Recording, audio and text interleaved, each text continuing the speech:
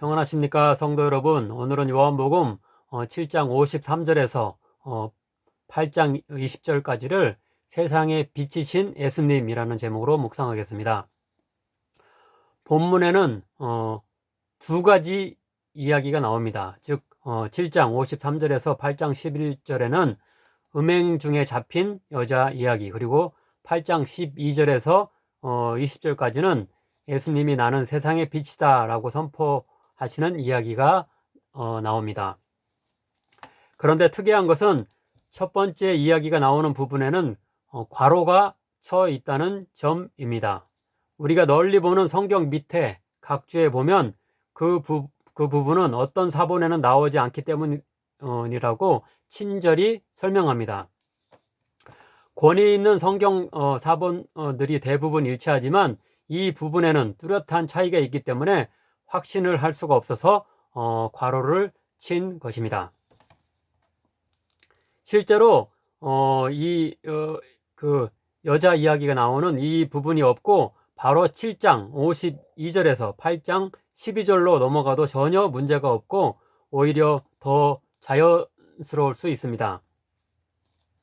즉 7장 52절까지는 초막절에 매일 아침에 물 깃는 의식과 관련하여 예수님이 생수에 강이 되신다고 말씀한다면 8장 12절 이하는 초막절의 또 다른 중요한 행사인 매일 밤 4개의 등불을 켜고 출애굽시 광야에서 하나님의 불기둥으로 인도하신 일을 기념하는 행사와 관련하여 예수님이 세상의 빛이다 라고 말씀하시고 있다고 볼 수 있습니다.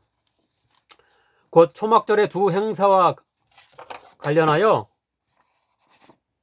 예수님 자신의 정체성을 나타내는 두 가지 발언이 자연스럽게 이렇게 병치되고 연결된다고 할 수 있습니다. 그렇다면 그 두 가지 행사와 관련된 예수님의 말씀 중간에 왜 음행 중에 잡힌 여자 이야기가 들어가는 것을 현재의 성경은 지지하고 있으며 그 사이에 넣고 있을까요? 아마도 바로 앞 구절에서 니고데모가 대제사장과 바리새인들이 예수님과 그 제자들이 율법을 모른다고 하며 저주할 때 오히려 너희가 율법을 어기며 함부로 정죄한다고 답하는 일과 관계된다고 볼 수 있습니다. 7장 50절부터 51절입니다. 그 중에 한 사람 곧 전에 예수께 왔던 니고데모가 그들에게 말하되 우리 율법은 사람의 말을 듣고 그 행한 것을 알기 전에 심판하느냐. 또한 7장 23절부터 24절을 보면 예수님 역시 율법을 잘 안다고 착각하는 유대인들을 향해 이렇게 말씀합니다.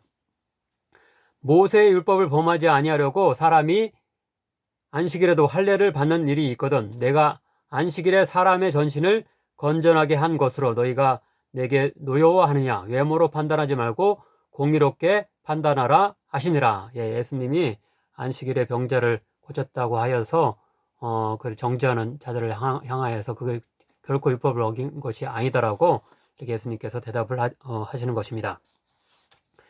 율법 해석과 적용에 권위가 있다고 자부하는 대제사장과 바리새인들 그리고 서기관들이 정작 율법을 잘 모르고 제멋대로 판단하는 일을 예수님과 니고데모가 정면으로 비판하고 있는데요. 이 음행 중에 잡힌 여자 이야기 역시 그들의 율법을 잘못 해석하고 적용하는 사실을 지적하기 위한 한 사례로서 예수님이 말씀하셨으며 또한 같은 의도로 니고데모와 다른 유대 당국자 간의 율법 논쟁 바로 뒤에 위치하도록 정해졌다고 볼 수 있습니다. 이제 첫째로 그 음행 중에 잡힌 여자 이야기를 살펴보겠습니다. 율법의 교사인 서기관과 바리새인들은 예수님을 고발할 조건을 얻고자 일부러 그분 앞에 음행 중에 잡힌 여인을 끌고 가서 율법대로 여자를 돌로 쳐 죽여야 하지 않겠느냐라고 예수님께 질문합니다. 예수님께서 평상시에 죄인과 세리의 친구라는 이 별명을 가지고 계셨죠. 마태복음 11장 19절, 누가복음 7장 34절에 나옵니다. 이렇게 죄인과 세리의 친구라고 불릴 정도로 예수님께서 소외된 자들에게 다가가시고 그들에게 동정심을 지니셨기 때문에 이 여인을 모세 율법과 어긋나게 용서하실 것을 미리 알고 또 만약 그러하면 모세 율법을 어긴 것을 이유로 예수님을 고소하기 위해서 이렇게 했을 것입니다.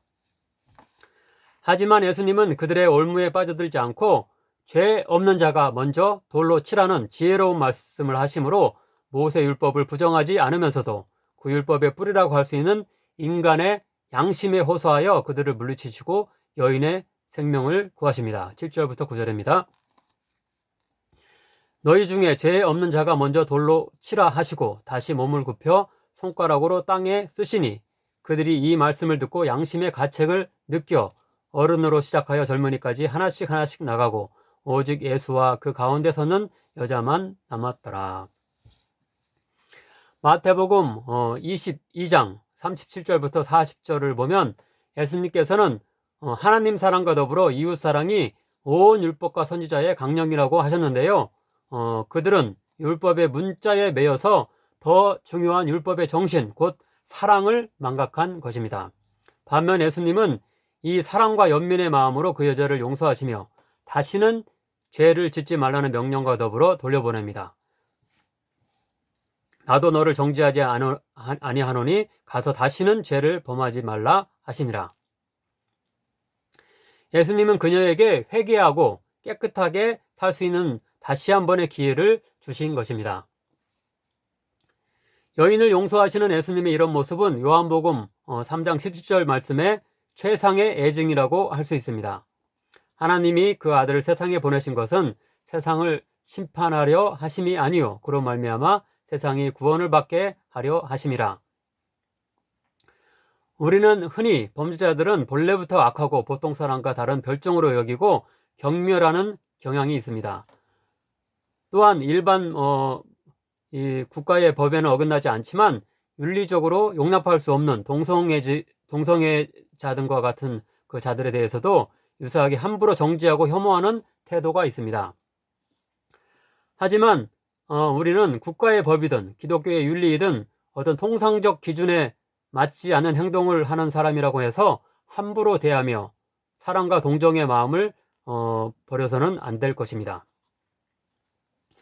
비록 경중은 있지만 하나님 앞에서 우리 모두가 죄인임을 깨달아서 아무리 악한 이라고 하더라도 그들을 어떻게 하면 구원에 이르고 회복시킬지에 궁극적 목적을 두어야지 단순히 정죄하고 처벌하는 것으로 끝내려 해서는 안 될 것입니다.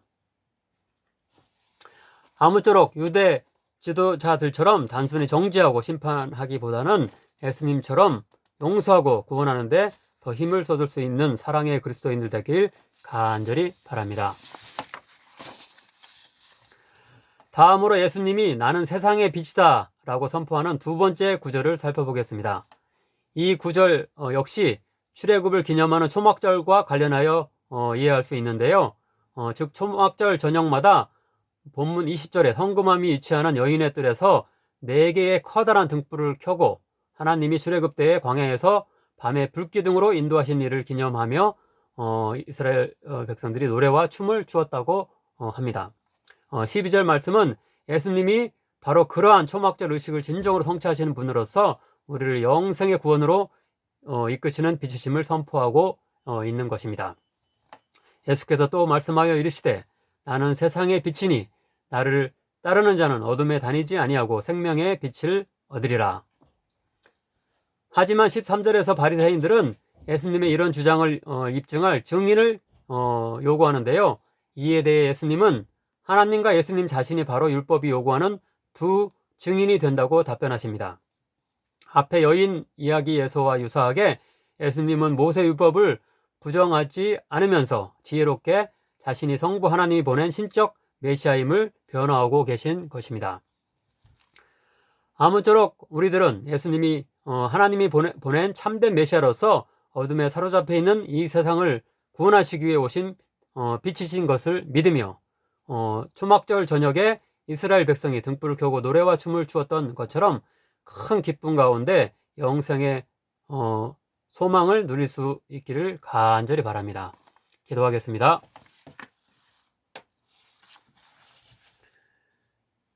은혜와 사랑이 풍성하신 하나님, 당신의 아들 예수님을 생명의 빛으로 이 세상에 보내주심을 감사드립니다.